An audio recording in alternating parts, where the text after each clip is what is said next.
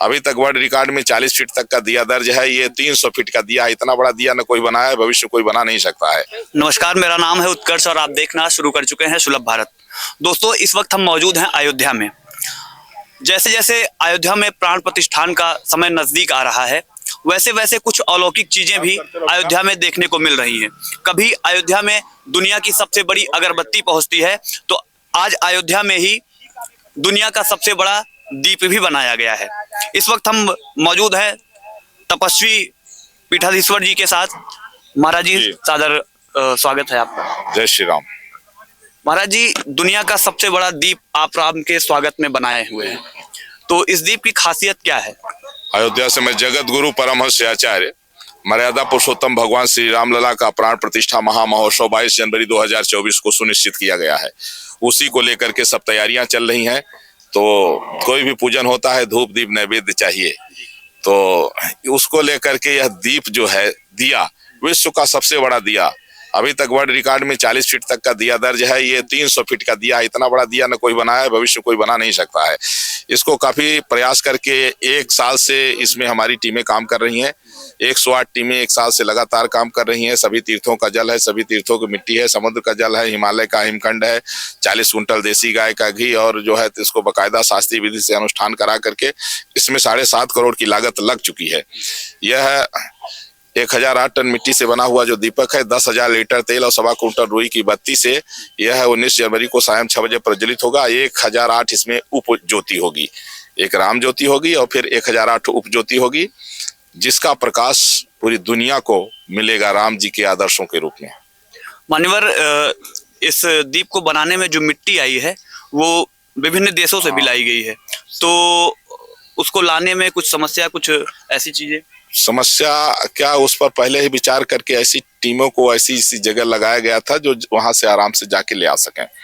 जैसे हमने जो है तो जो पाकिस्तान हिंगलाज मंदिर से ले आना हुआ मिट्टी, तो वहां हमने जो है तो अपने पंजाब की टीम को लगाया। जहां सिंध प्रांत में उनका आना जाना है तो उनको आराम से वहां पहुंच गए। तो इस तरह से सभी जो है तो कठिनाइयों पर पहले ही विचार विमर्श करके और ये सब काम किया गया है। तो अब यह दुनिया का सबसे बड़ा दिया बन के तैयार है और यह है प्रतीक्षा में है कि बस 19 जनवरी को प्रज्वलित होगा। इसी राम ज्योति के साथ जो है राम मंदिर प्राण प्रतिष्ठा महामहोत्सव का शुभारंभ हो जाएगा। रामलला अपने दरबार में विराजमान होने वाले हैं और आप संत हैं और आप देश के कोने कोने में पहुंचते हैं, अपनी वाणी से लोगों के विचार को प्रज्वलित करते हैं, लोगों के विचार को बदलते हैं। आपको क्या लगता है कि रामलला के विराजमान होने के बाद इस देश में किस तरीके के परिवर्तन देखने को मिलेंगे?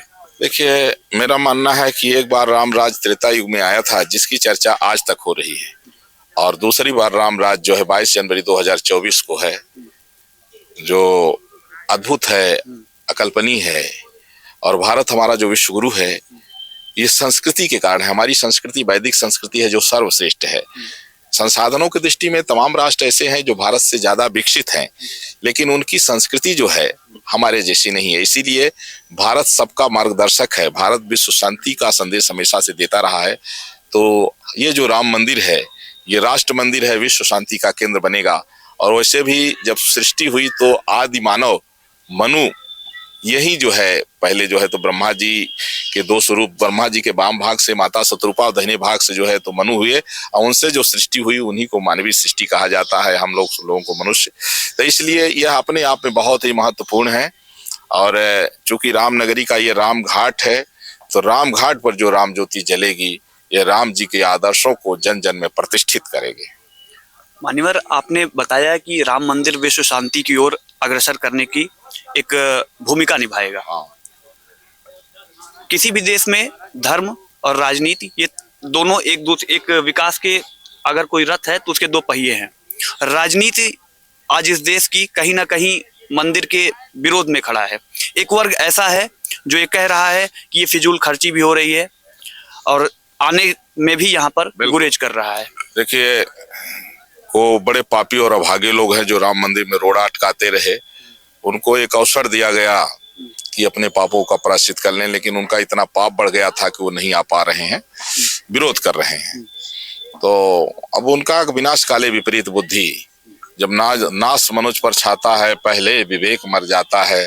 तो जो लोग विनाश की ओर उन्मुख हैं, उन लोगों को छोड़ के बाकी सभी लोग जो है भगवान के शरण में हैं। राक्षस हर युग में होते थे, कुछ इस समय भी हैं, और उनका भी जो है तो भगवान कृपा से बहुत जल्दी इलाज हो जाएगा। आचार्य जी, राम मंदिर तमाम भक्तों के बलिदानों के कारण आज संपन्न हो पा रहा है। तमाम कार्यसेवक, तमाम ऐसे सामान्य लोग भी जिन्होंने अपना श्रम दान किया, अपना लहू भी दान किया, लेकिन एक पार्टी के नेता हैं आदरणीय स्वामी प्रसाद मौर्य जी, वो कार्य सेवकों को हाँ, वो बोल रहे थे कहे कार सेवकों के ऊपर गोली चलाने को लेकर के। दरअसल में उनको मुलायम सिंह की बड़ी याद आ रही है और मुलायम सिंह भी उनको याद कर रहे हैं, तो हम लोग सोच रहे हैं कि इनको बहुत जल्दी वहीं भेज दें जहां मुलायम सिंह है, तो ठीक हो जाएगा, ये भी सही जगह पहुंच जाएंगे। और ये जो थोड़ा इनकी बयानबाजी है तो ज्यादा हो रही है, इससे भी थोड़ा हम लोगों को आराम मिलेगा। जी मान्यवर, मेरा आखिरी प्रश्न आपसे है, और आप तो 90 से लेकर के या उसके पहले से भी लेकर के रामलला को देखते होंगे। एक समय ऐसा था कि रामलला टेंट में विराजमान होते थे, उन तक पहुंचने की एक बड़ी लंबी प्रक्रिया होती थी, उससे गुजरना होता था। आप केवल उनको देख सकते हैं, उनके ऊपर ना आप पुष्प अर्पण कर सकते हैं, ना भोग लगा सकते हैं। तो वो दौर और ये दौर, आज का दौर, इसको जब आप देखते हैं तो क्या आप महसूस करते हैं? जब तक रामलला टाट में थे तब तक देश की स्थिति ठीक नहीं थी। अब रामलला का जैसे ठाठ बढ़ रहा है, वैसे राम जी के भक्तों का भी जो है ठाठ सज रहा है। और राम जी का प्रभाव ऐसा है कि भारतीय जनता पार्टी जब से जय श्री राम बोलना शुरू की, जब से राम मंदिर का मुद्दा लिया, तब से भारतीय जनता पार्टी सबके ऊपर हो गई, और जो सबके ऊपर थी सबके नीचे गिर गई है।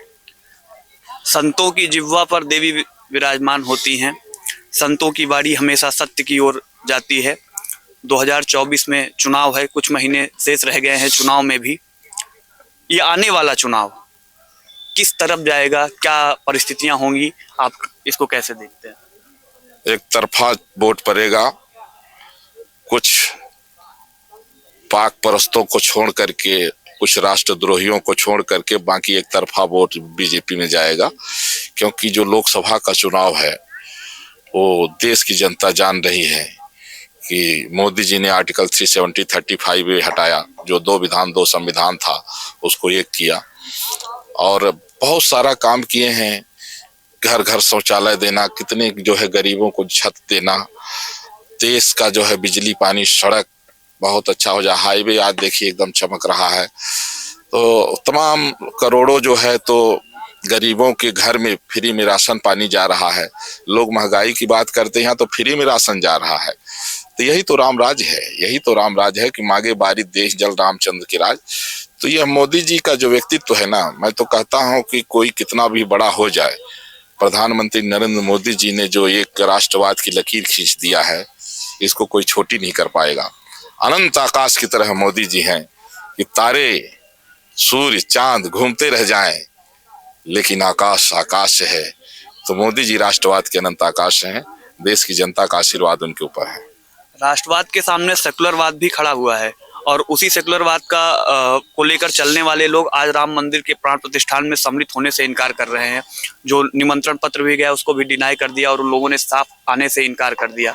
इसको लेकर आप क्या? उनको निमंत्रण पत्र लेना नहीं चाहिए, अगर ले लिए हैं तो वापस करें, आकर के नहीं आना है तो वापस करें। कम बुद्धि के लोग हैं, उस समय निर्णय नहीं कर पाए कि जाए कि न जाए, तो इसलिए मूर्ख लोग हैं। और वैसे भी जो है जिनके अंदर भारतीय संस्कार नहीं आ पाया है, तो अभी कुछ दिन का कुछ जन्मों तक और प्रयास करें, तब जा करके भारतीय राजनीति समझ पाएंगे। वंदे मातरम।